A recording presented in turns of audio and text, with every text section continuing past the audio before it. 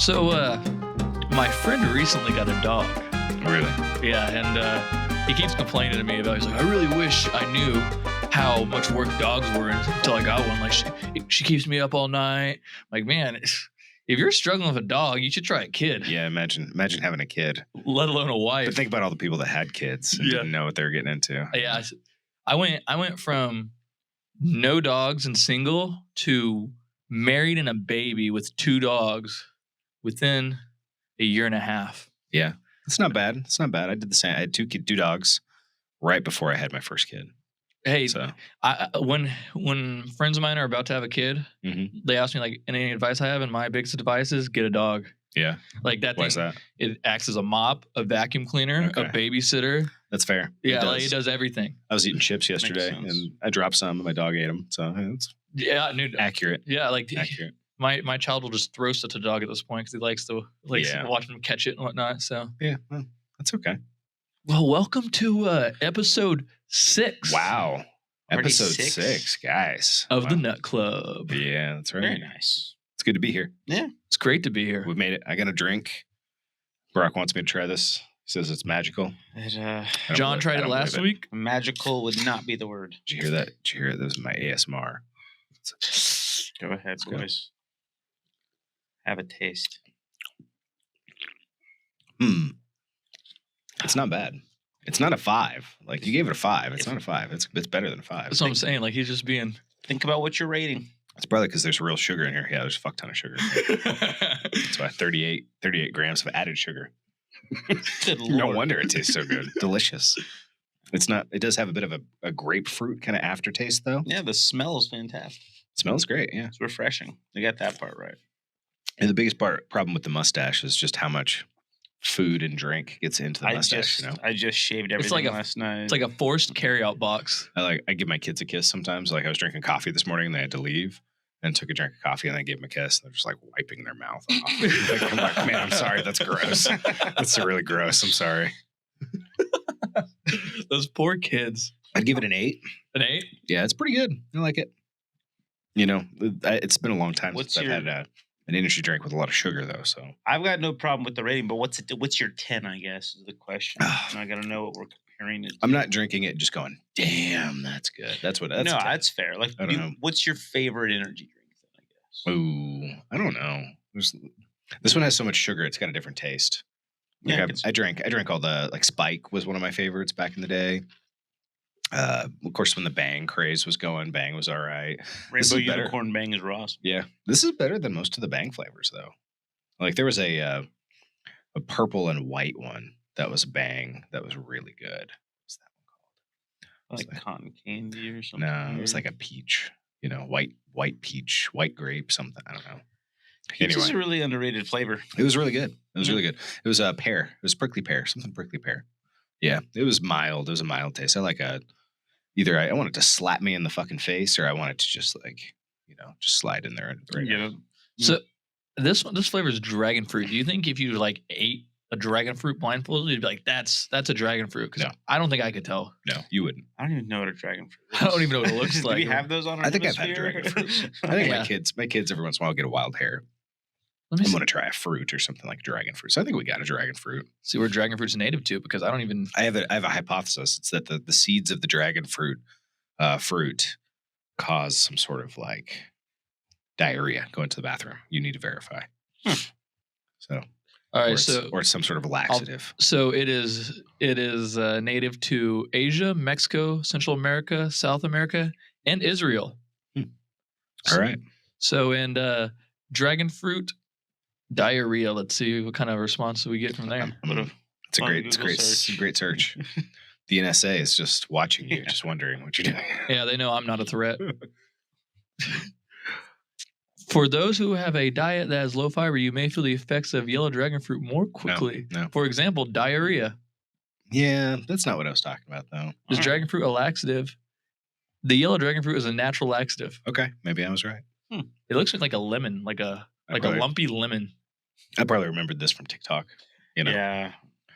Just the sheer amount of information that's available today is impossible to fathom. I mean, really, if you think about 300 years ago, the amount of information that was available on one topic was severely limited. I mean, how many books could you really get your hands on for one topic 300 years ago? Now you can get on the freaking internet and find 30 podcasts on one topic that you're talking about, 800 blog posts. You can find TikTok influencer after TikTok. I mean, no wonder we feel stressed out and can't keep up. The age of information, man. It's the artificial intelligence that's going to solve the problem for us, I'm still waiting. Everybody says it's going to be an issue, but I think it's going to, get rid of a lot of my issues, Well, I really think the way it'll help the most is if they give me like a personal assistant that runs my life.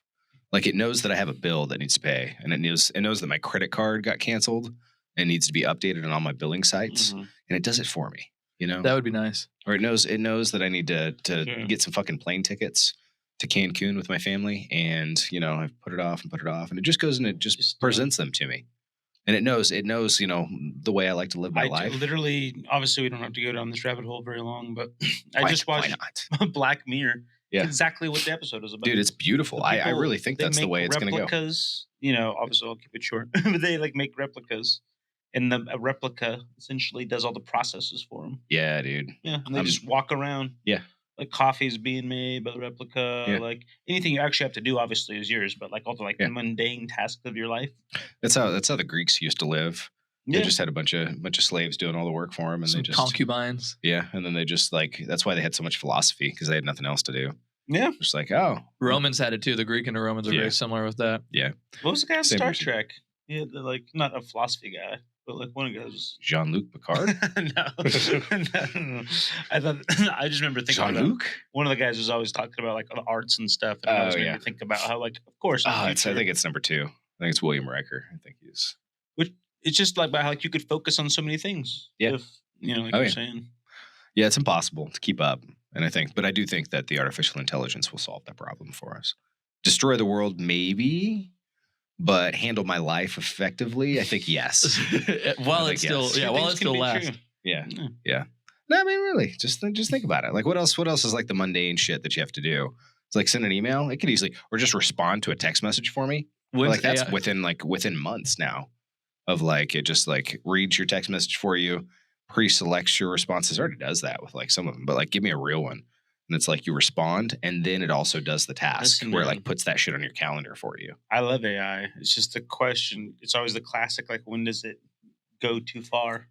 When you have to have something implanted or something else. Yeah, when are we going to merge, dude? I want to be directly connected to the Matrix. See, that's what I'm curious about. Is when are we going to merge with the technology? We're pretty close. Yeah. I mean, people have had the whole glasses aspect of it. Obviously, that's not. They got that Neuralink. Yeah, from Elon Musk says they're gonna cure blindness and lameness and all sorts of stuff with the Neuralink. I'm just that would be awesome.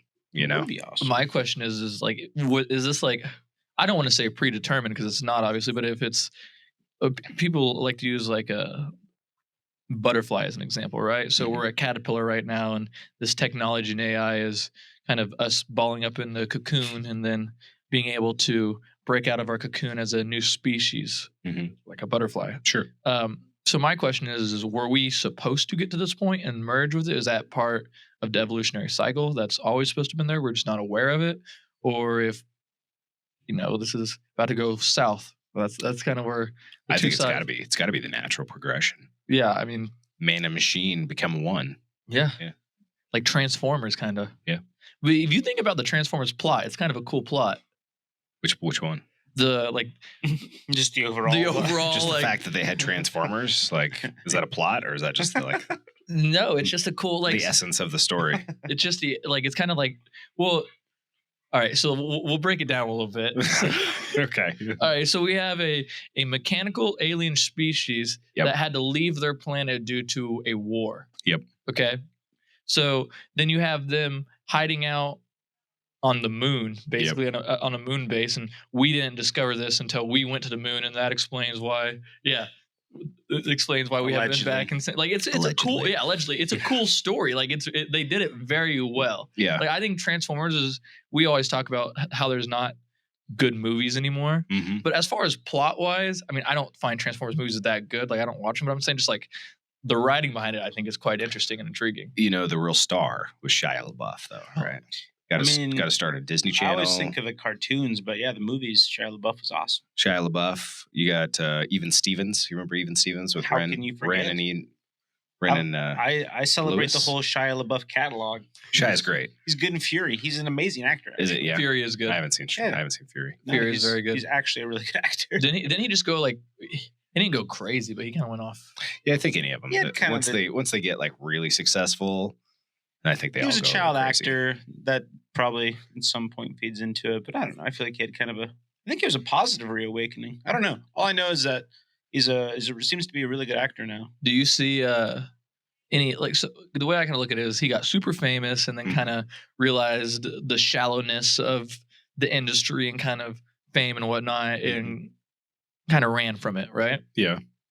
Do you see anything similar with bodybuilders or people that get into fitness where they have this predetermined idea of where they want to be, what they want to be, and once they get there, it's not cracked up what it's to be. The effort that it takes to get there, it just makes your life worse than the perceived benefit. I mean, there's definitely some of them that do. I think you see the Mr. Olympias, like the Jay Cutler, Dorian Yates, those kind of guys, that they don't keep being a bodybuilder once they're done competing. So I think those guys get to the top and they, achieve their dreams, and then they're no longer wanting to be a bodybuilder. So I think for those guys, it's almost like a job. It's not about the physical image of themselves and the way they feel about themselves. It's about winning a contest. But for everybody else that just wants to look a certain way, I don't know. Sometimes I think there's just not a good enough for those people. Even if they won the Mr. Olympia contest or something, or is it good enough for them? Are they actually going to? I don't know. I think you got to let go of something there. Arnold's a great example. I'm pretty sure. Like, I just watched that documentary. Is the only reason I remember this part. But he loved Reg Park and was obsessed with it the whole time. Yeah. And wanted to be Mr. Olympia. And after he did it a couple of times, literally Reg Park came and competed. Obviously, I wasn't going to necessarily win or anything. Yeah. But I remember Arnold saying it's a really weird feeling. You're essentially beating your idol. Yeah. And he had that kind of epiphany of I don't really care about this that much anymore. Yeah. Which is a weird thought to Brock's point. It's I don't know, man. There's a lot of people that do reach the top of the mountain and are just oh, this isn't what I wanted. I think they disappear. I think you just don't see them very often. And I think that could be applied to a lot of things. Yeah. Other than just bodybuilding. For sure. You see, I talk about a lot where people think that their problems can be solved with money, and that if they get to the financial point that they want, then all their problems will be solved and they're going to be happy. And then they get to that point and they realize that was not what they were looking for. And and a lot of they're not happy. And what else are you going to do there? Because you've projected this your entire life thinking this is what I want, this is what I want, this is what I want. And then you get there and it's I've just tricked myself this entire time. What am I? Yeah, I mean, it's really interesting if you think about all throughout history how little most people had. Think even thousands of years ago, spices were the most sought after currency. Essentially, spices were the most expensive thing that you could have just to make your food. Exists. Yeah, I mean, that's true. Just going after spices. This is found America. I always love the fact that England was trying to acquire all the spices and they still have the worst food. Yeah, but think about spices, though, right? Yeah. So they were going after spices, and that was what was going to make them happy. And then they come over to America, and that's going to make them happy. We get washing machines, we get TVs, we get freaking cell phones now with anything you could possibly want. It's still not enough. So I don't think there is anything that could satisfy people like that. I think that should be your indicator right there. Whatever goal you have, it won't make you happy when you reach it. Classic example of be careful what you wish for. You just might get it.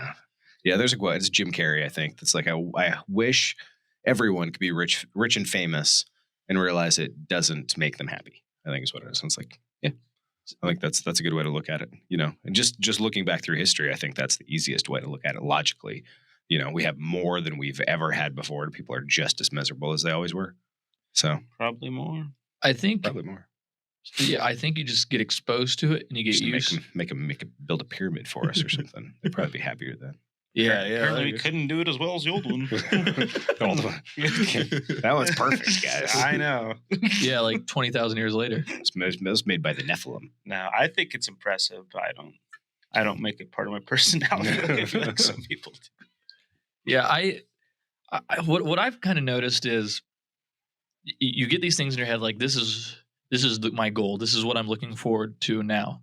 and then you reach it and you're like, well, now what do I do? Mhm. Like, I've done all this to achieve this. I've made these sacrifices, and now what? Like, I don't feel like, and I guess it just comes down to enjoying the journey Mhm. instead of trying to hit your goal so quick.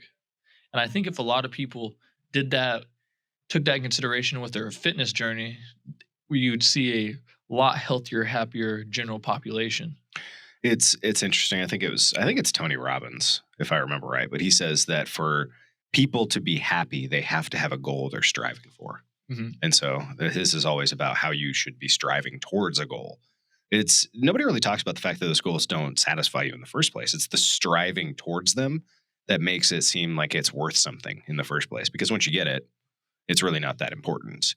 And I mean, it's really weird to think about how some things are super important to us at one point in time in our lives, like bodybuilding was for me, and then how that can drop off at a different moment or something like that.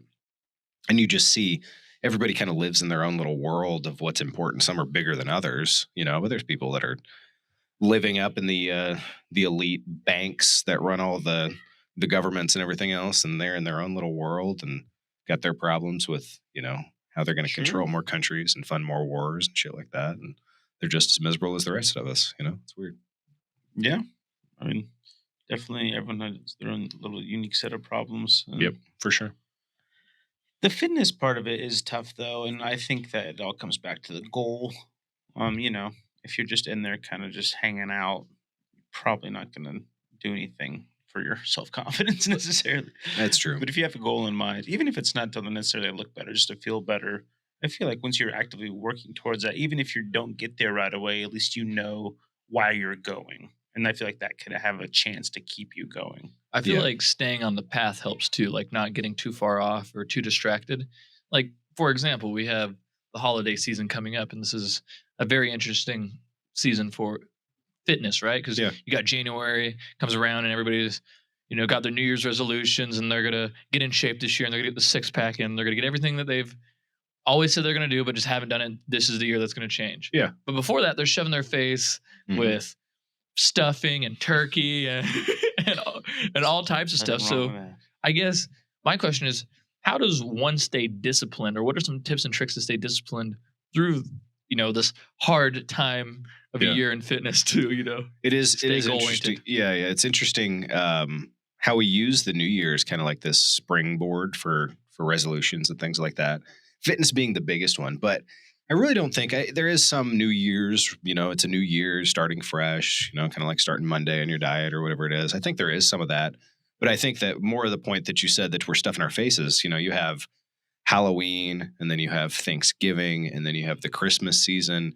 And you just have reason after reason to keep eating and eating and eating and stuffing your face. And so by the time Christmas is over and you hit New Year's, you just want to diet. You just want to like feel better and get back in shape. And so I think that fuels why people at the beginning of the year want to do it.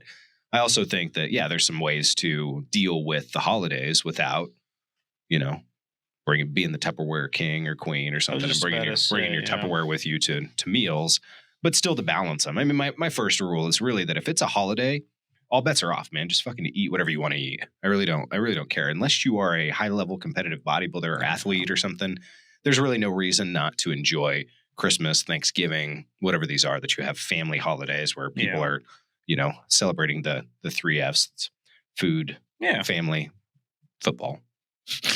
Right?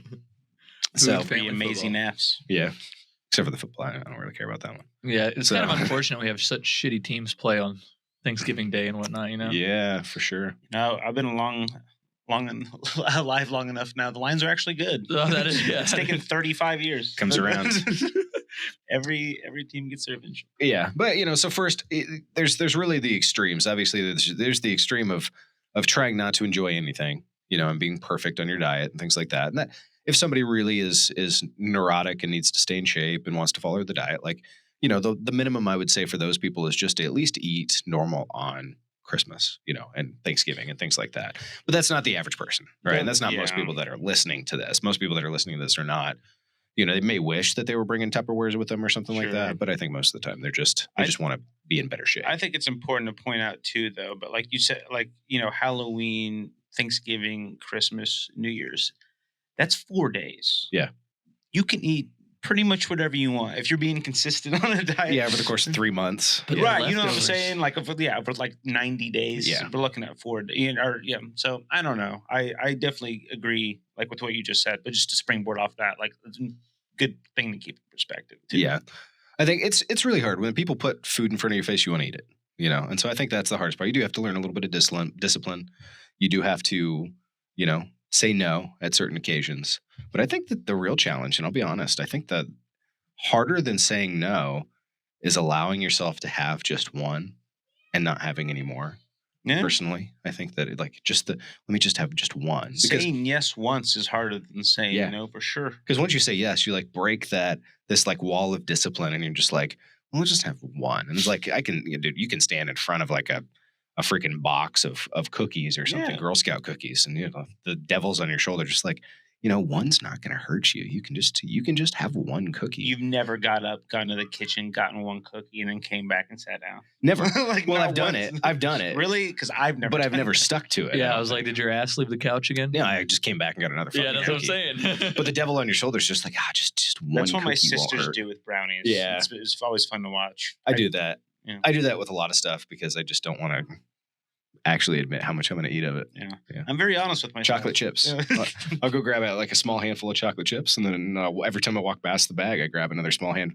I probably eat like a fucking cup of chocolate chips every day. I don't think I've ever eaten Sorry, chocolate guys. chips by themselves. I have a brother-in-law. There's who- there's an ingredient house, and there's a like a food house. I don't know what my wife calls it. It's like people that have like actual meals and people that have ingredients. We have ingredients, so you get some cashews at my house. You can have some chocolate chips, but there's not like good stuff. You got to stay disciplined that way. So that's the easiest way. Easiest way is just not to have it in front of your house, man. That's what my dad did with me growing up. That's why I'm so skinny. Yeah. Yeah. I mean, that's the easiest way for sure.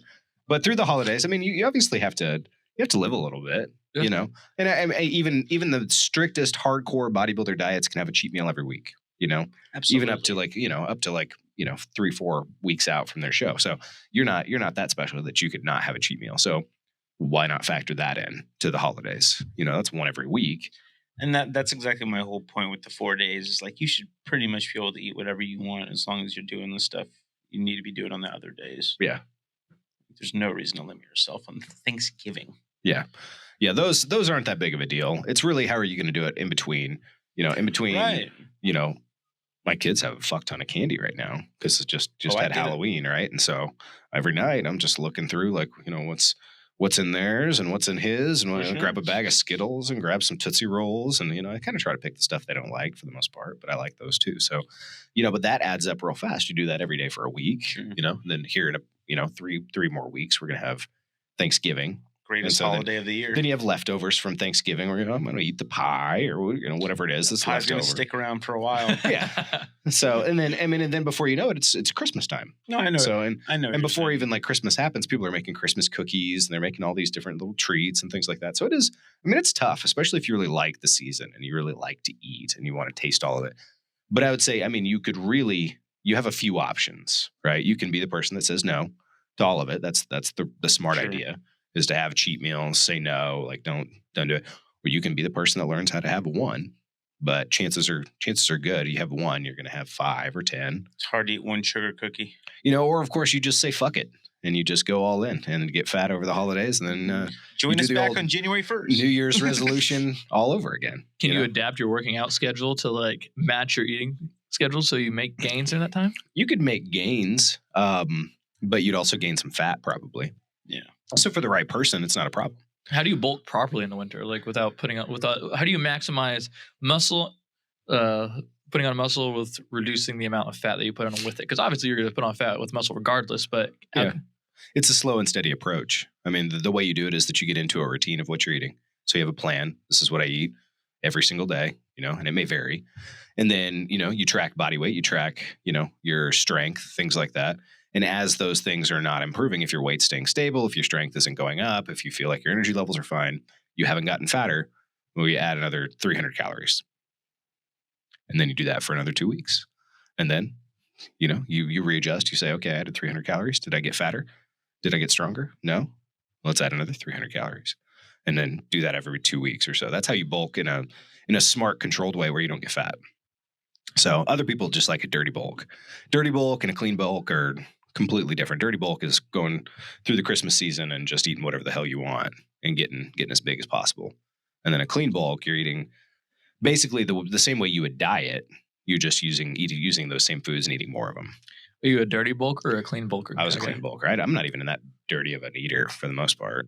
Whenever I live my life eating, maybe 40% kind of dirty foods right now out of everything. And I managed to stay in shape just like by limiting how much I have, how hard I work out. Plus, luckily I have, a base of 15 years working out to boost my metabolism and things. So it helps me out. But, there's a way to do it. It's just not easy for everybody.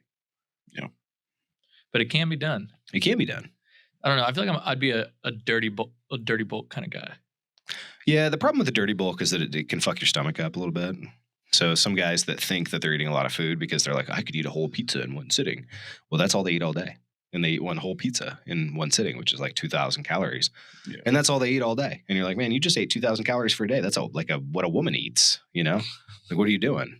Are you 5'2"? That's why you're eating 2,000 calories. Get up to that 4,000, 5,000 calorie range. Come talk to me. But most guys don't do that. They eat Chipotle once a day and it fills them up, And that's the problem with dirty bulking, because dirty bulking has so much extra fat and so much extra stuff in it that is slow to digest. So your stomach will get, off kilter or whatever, and you won't want to eat as much. So a clean bulk. That's interesting. I've never even thought about that. Yeah, a clean bulk actually makes it a lot easier and more consistent because you're eating foods that digest well. You're eating stuff that works for your system. So I favor the digestion side more than I favor anything else right now in my life. And I'd say that I actually pay attention more to what makes me feel good when I eat. And that's what I prefer to have. If I start feeling gross whenever I'm eating food, like we went on vacation, after a few days, you just feel gross. And I still wasn't eating that crazy. Like I ate whatever I wanted, but I didn't, gorge myself or anything. But man, once you start eating too much nasty food, you just feel gross.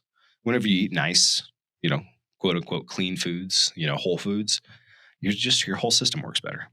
So digestion's better. Your stomach feels better. You're going to the bathroom easier, more consistent, more regular. Your hunger's the same from day to day. Your energy's the same from day to day. So it's the superior method for sure. What would you suggest people doing who maybe want to feel these results themselves, but they're very impatient and they want to feel them right away? Like, what's the quickest way for somebody to feel a difference in how they feel? Would it be working out or dieting, or what's the quickest way to get that, I guess, serotonin or dopamine release of? I mean, you feel the best when you work out. So I'd say working out is your fastest, but working out's only going to last for a little while. Where I think once you feel how much better your digestion gets, it's a different type, and you don't want to go back. Like once you feel like, for example, towards the end of every diet, I always am amazed that normal daily life, I've got plenty of gas, and my wife would attest to that quite a bit. I got plenty of gas in my life, and whenever I dieted, it's amazing. At the end of a diet, no gas. I would get to a point where I would just my stomach would be great, no gas, no bloating, no stomach issues, and they were all related to carbohydrates. And so the more carbohydrates I ate, it's funny because people think it's protein. They call them protein farts and things like that. Oh, it's protein farts. That's just no. It's the carbs. The carbs are what make you gassy, and vegetables make you worse. Yes. To be fair, cruciferous vegetables are the worst. Broccoli and things like that. Dude, there was one time I was working in my family's store on the west side of town here. I was by myself, and I had been eating raw broccoli with some cheese seasoning on it. I was dieting. I was dieting. That sounds fucked Everything up. sounds good when you're dieting. Sounds fucked up. But those things jacked my stomach so bad that I just got this just awful stomach ache. And so, I fart to relieve myself. And dude, it stank so bad. I had to open the doors because a customer would come in and I'd just be like, oh God, man, I am sorry. I am sorry. This was 5 minutes ago and it's still lingering. Wow.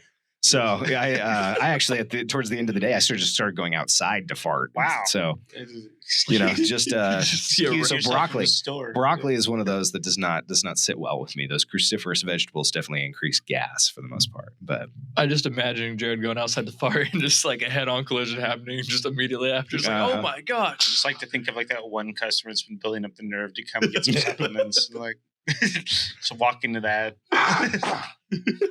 Yep. Sorry, guys.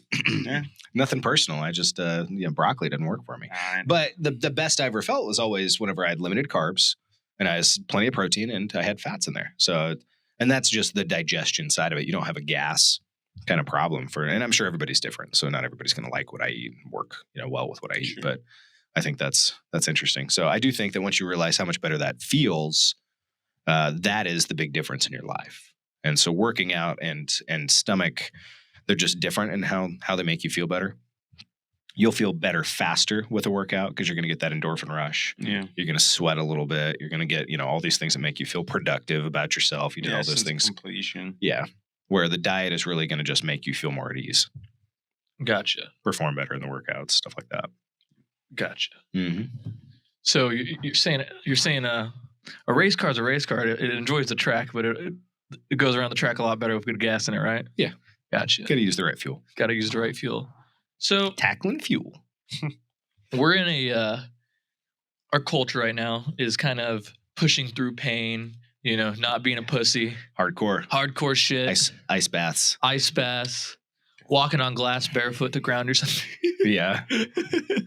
But there is a distinction between good pain that you want to feel when you're working out and bad pain that could keep you from working out due to injury and long-term stuff. How can one determine the difference between good and bad pain while working out? How can you separate that? Or even post-workout. Okay. In recovery. Like, some of it depends on your level of, experience where you're at. Like if you're just starting out, the no pain, no gain, push through the pain kind of mentality can backfire for the right person. Most people are weak and will give up early, but not everybody. Every once in a while you got somebody that won't. And so these CrossFit gyms have this problem where they'll bring people in and they onboard them and they give them workouts and stuff like that. And the CrossFit workouts are pretty strenuous, right? And, a lot of people will push themselves and there will always be a person that pushes themselves too much and they actually get rhabdo, where the muscle breakdown starts filtering through their kidneys, I think is what it is, and starts shutting their kidneys down. And so they actually are pushing through the pain so much that they will break the muscle down to the point where their body can't even handle it. We actually had a friend that did it was like a squat contest, like bodyweight squats or something like that. It was Clavin, right?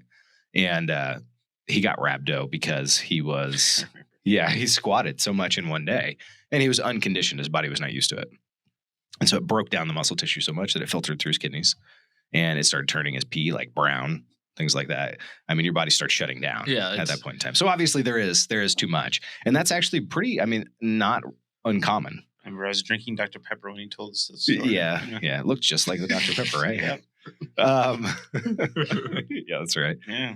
So, obviously you do want to pay attention. So, and then there's muscle pain versus joint pain. When you're working out, obviously you don't want to push through if it's a joint or something like that. If it's a sharp pain, you don't want to push through a sharp pain or something that feels like it's tugging on a muscle in a wrong way or something like that. Those are different ones, a little bit more experience based on that kind of stuff. But really the ones that you can push through most of the time, especially if you're experienced, is really that deep muscular pain, the burning sensation, the stimulation that you get during the workouts, things like that. You can really grind that out. That's the good pain, push through the good pain. Yeah, when you're doing like high reps and stuff, and like curls, especially with like light weights and stuff, like doing like 20, 25, 30 like curls, you can usually crank out a little bit more. Yeah, and I think that's part of the thing too, is learning to push yourself in a controlled way to where you're not just, and it's also nice to have a spot or use machines too, because then you can actually kind of push yourself in an effective way. Like it's hard to push yourself on dumbbell bench press. So sometimes helping yourself out, unless you have a spotter, is actually a good way to do it too.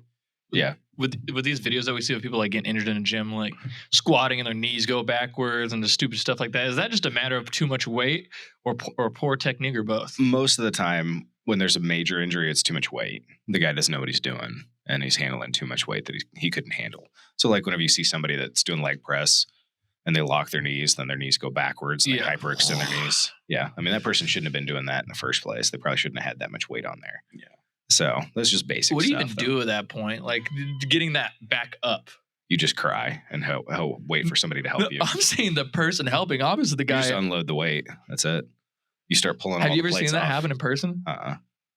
No, because I mean, nobody's that dumb. I don't know. Yeah, I was about to say. Hyperextending your knees. The internet, unfortunately, has been the cause of this. It's like if only you knew how every town has like one horror story and you just get to see all of them on the internet. Exactly. You know? Like, So I've never seen anybody do anything like that. no. I saw one dude get caught with 225 on his chest on an incline. And honestly, like his friend was like far away and was like laughing at him. I was like, obviously he's fine. Yep. But nah, man, I feel like unless your literal like shoulder gives out or something, or your leg gives out, most people aren't doing that at the gym. No. I seen some guy, I don't remember his name or social media, else I'd give him a shout out. But basically to increase mobility, he would train lifts that you would think would compromise your shoulders, like for example, going behind the head. Yeah. And he basically said that there's no lift that's bad that can hurt you as long as you're doing a low enough weight. Yeah.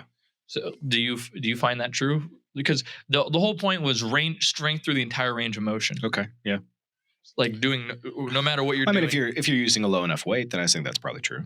You know, no weight would be the lowest. You know, just body weight. I think it totally makes sense, but most people have zero patience for that. Like, There's this guy I watch on Instagram, Bill Maeda, I think is his name, and this dude does these deadlifts with a towel around 100-pound kettlebell, and then he goes down and he bites the towel, and then he just like starts pulling this thing up with his teeth and like stands up, and I'm just like, damn, dude, 100 pounds in your teeth, in your mouth. And this dude's doing stuff like where he's on his tiptoes and on his finger. I mean, he's going through what you're talking about. He's putting his body in really weird situations to stress his body through the whole range of motion. Sometimes it's lightweight, sometimes it's heavyweight, but it's an interesting guy. I think it totally makes sense. It's just, once again, the patience thing and even like a time thing. Yeah. Like, yeah, sure, that sounds awesome. But like, who wants to sit there with like, like 5 pounds and like slowly, they're really effective if you got rotator cuff problems, like that sort of thing. But it takes a long time to do a lot of that stuff. People pay out the ass for physical therapy just for somebody to tell them to do stuff like that. There's some truth to it that if you don't have enough weight, you're not going to get more mobile. Mm-hmm. You can stretch as much as you want, but until you actually start moving through that range of motion with weight, it's not going to do the same thing. And so that's one of the better ways to stretch, is to get through that range of motion while you're working out, actually. So the rate of increased strength in your tendons and ligaments based on lifting, compared to your muscles, like it's a lot slower. Yeah, that's what I would assume. So how do you? I mean, that's obviously an issue people run into when they're doing steroids, right? Yeah. You get that whenever there's some sort of massive, gain in muscle very quickly. So steroids, newbie gains occasionally. But generally, you don't have any issues except for people that are taking something. Gotcha. Yeah. So I mean, I guess at that point, you're at the will of how quick your tendons and ligaments strengthen with those exercises. Yeah, for sure. Yeah, it's going to be up to your tendons and ligaments to tell you whether you're able to handle this weight in the first place. Yeah. But they adapt. I mean, it takes a lot longer than muscle, but I don't think it's that crazy. And most of the time, these people are going to be hitting a wall on their strength. They just can't keep going up for the most part.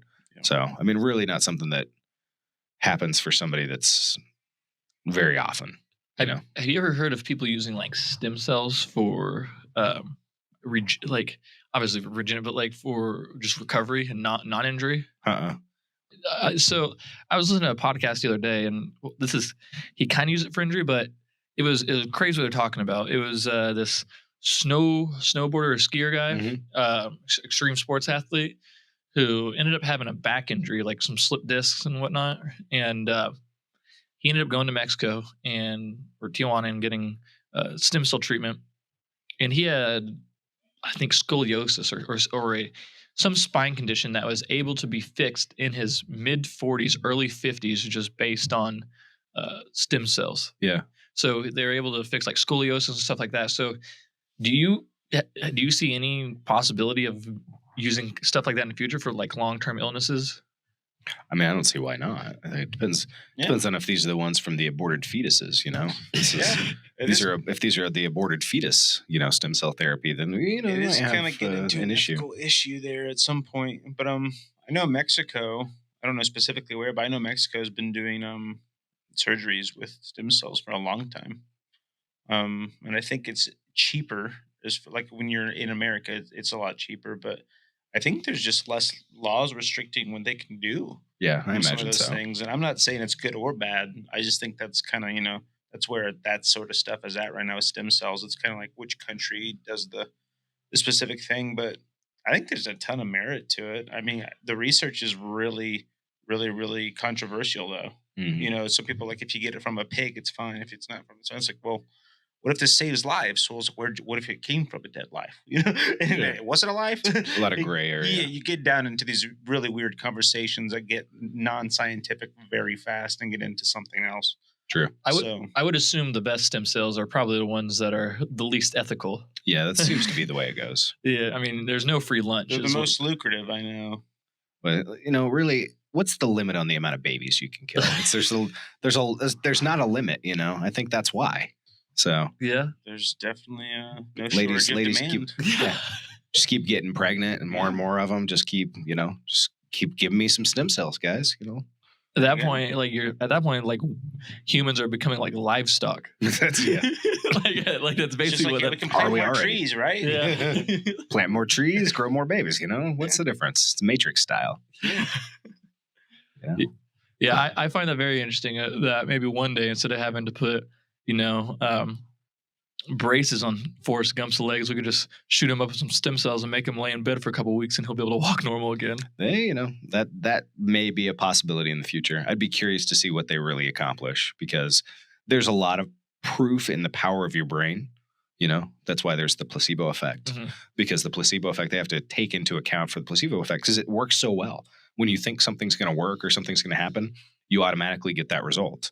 And so your belief in what's going to happen is half of why you're getting a result itself. So if you have that power in your brain that you can automatically change these things without even necessarily doing them consciously, what power is there for us to control your brain later on down the road to heal yourself or, something of that nature? Or like move objects with it. That'd be pretty sick. I mean, that would be pretty cool. And maybe Neuralink will be able to do that.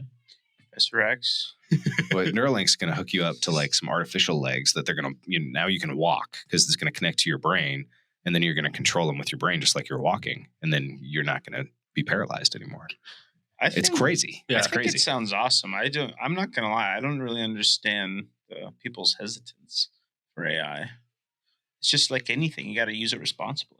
Yeah. I mean, it's, history hasn't been kind to civilization. Listen, I'm just saying until it gets in the wrong people's hands, we're probably okay. And when it gets in the wrong people's hands, yeah, it's going to be bad. The answer is to put it in everybody's hands, just like a handgun. You put a handgun in everybody's hands, there's not going to be as many people willing to start a fight with you, Yeah, 100%. Hashtag America. Hashtag America. A gun behind every leaf. That's why you won't invade. Suck at England. That's right. That's right. They know how that went. Yeah. Yeah. Fuck England and fuck your tea. Excuse me.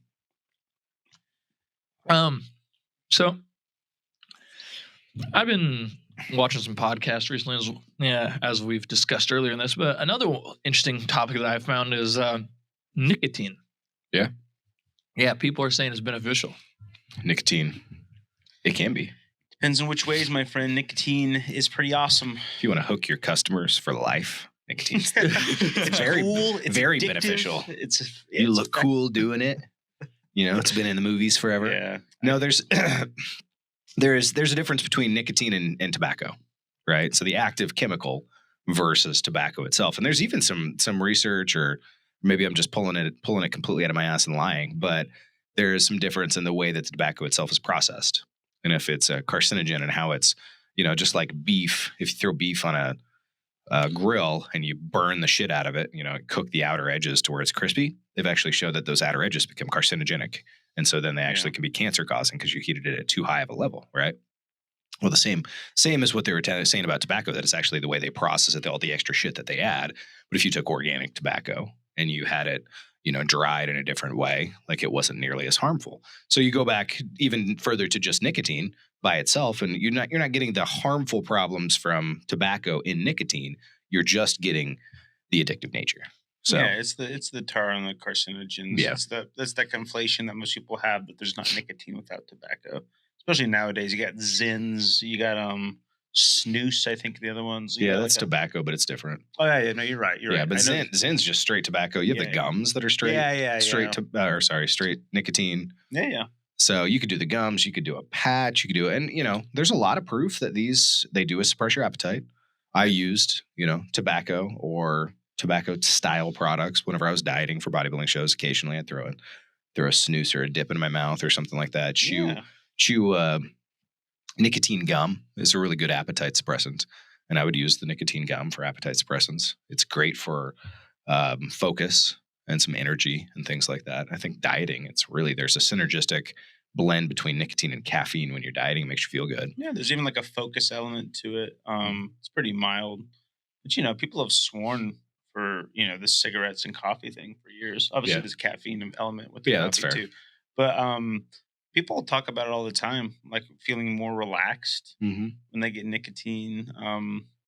Really it's the addictive element that makes it dangerous. Well, you have caffeine that's addictive too. It's another stimulant. Sure. Just, for devil's advocate, and if you go without caffeine after you've had caffeine, you start getting caffeine headaches and things like that. Your body's not going to function as well. Your brain's going to hurt, blah, blah, blah. And so I think that nicotine is just that on an extreme level for the most part. I think anything like that could be used responsibly. The problem is that you start using it responsibly and all of a sudden you're addicted to it. It's a downside. See, the things I'm reading is it can help treat Parkinson's disease. It's a cognitive enhancer, helps you burn fat.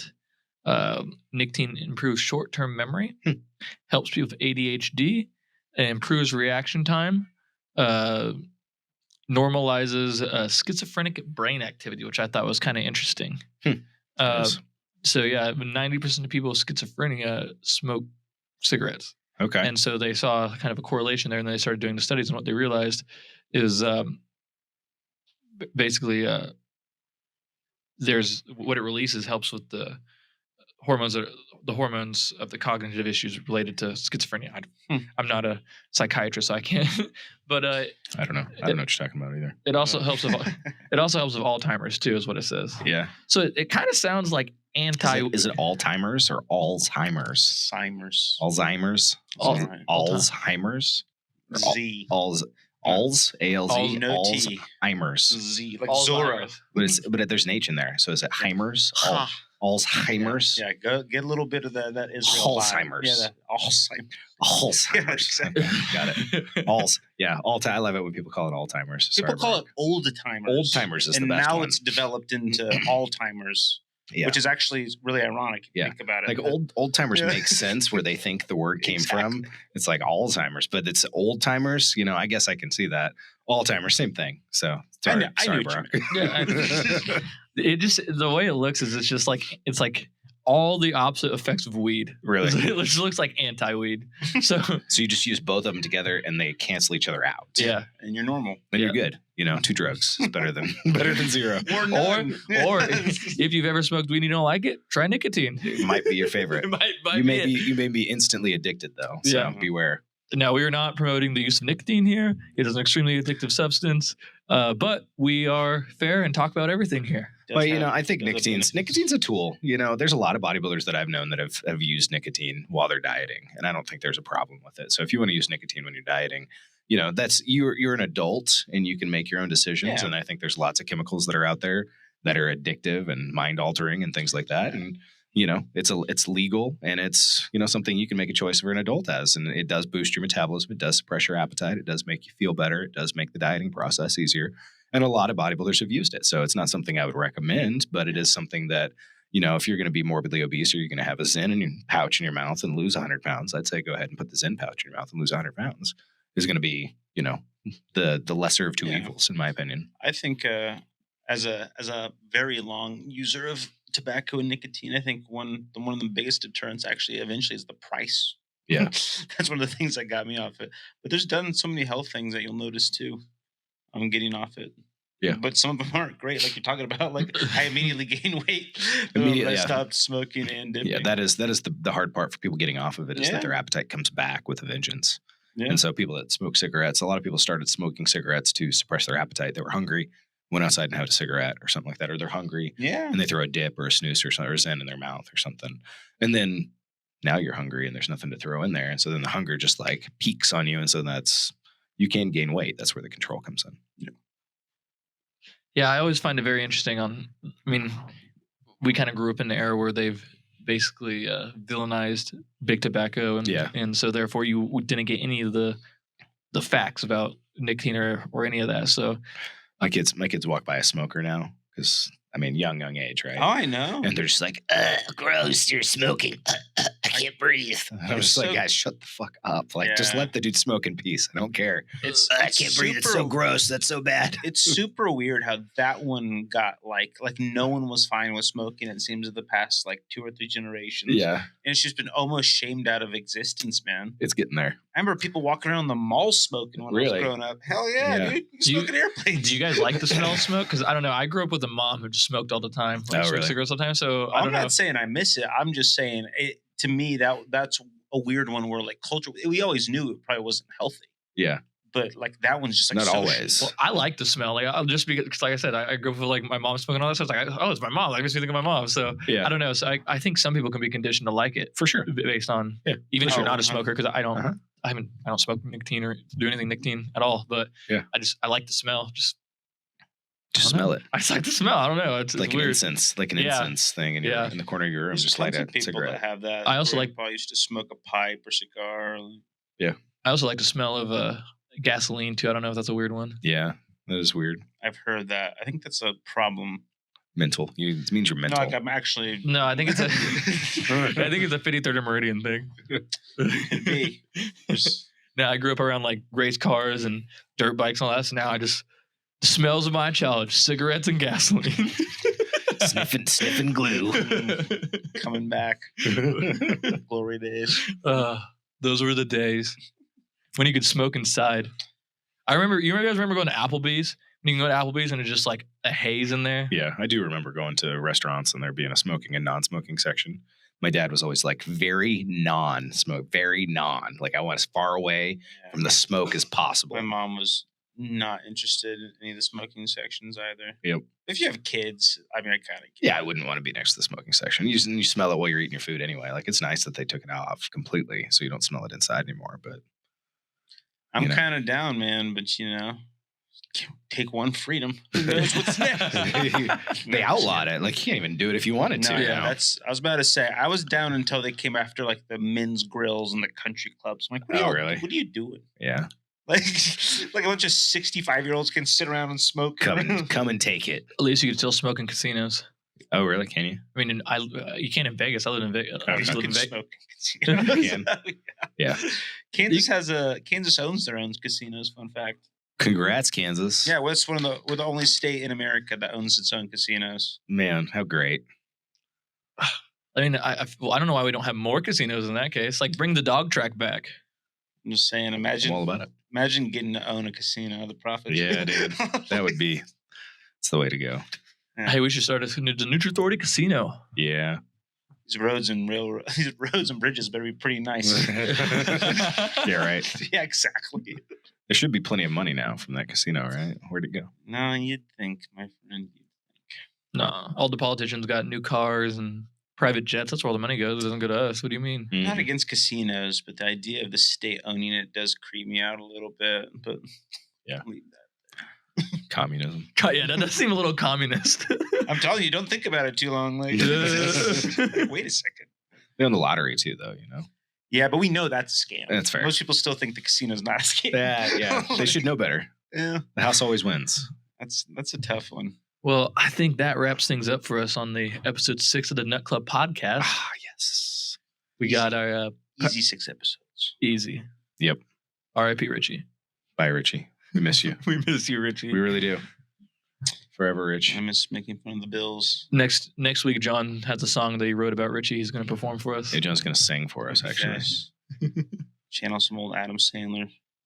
Hanukkah. Yeah. Try to rhyme something with Hanukkah, he did a really good job. Hanukkah was great. But yeah, we got our peppermint mocha protein back. Ooh, it's so good too. Delicious. Perfect Delicioso. blend of coffee, peppermint, and chocolate. Ah, delicious. Throw some chocolate chips in there like Jared. That's the way to go. Sounds Even delicious. better. Even better.